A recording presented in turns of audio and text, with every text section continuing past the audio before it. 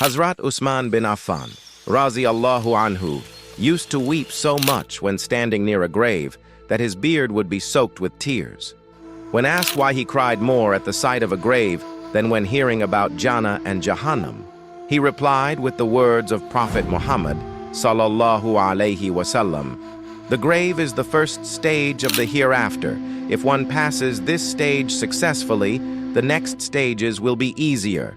But if one fails, the trials ahead will be even more severe."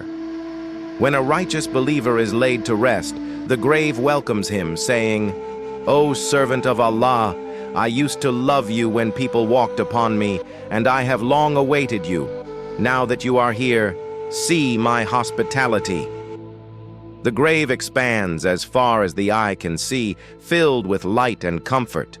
But for the sinful, the grave speaks with wrath. "O servant of Allah, you were the most hated of those who walked upon me, and I have been waiting for you with anger." The grave then tightens, crushing the ribs together.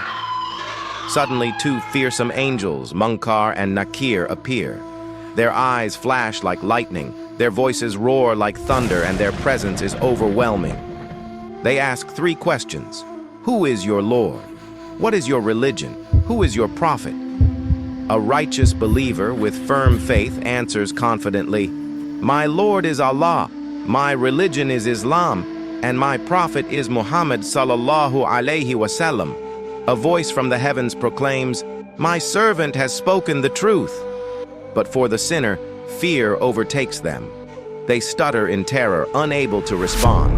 They cry, "I do not know." And so, their torment begins.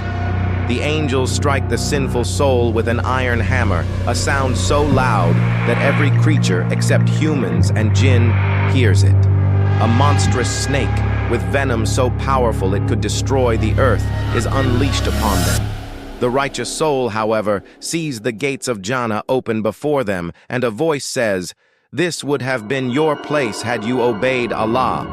Meanwhile, the sinful soul sees the blazing fire of Jahannam drawing near. In desperation, the sinful soul cries out, "O Allah, do not bring the day of judgment." But the punishment continues, and the grave remains a prison until resurrection. For the believer, a man with a beautiful face and fragrant scent appears. "Who are you?" the soul asks. He replies, "I am your good deeds, bringing you glad tidings."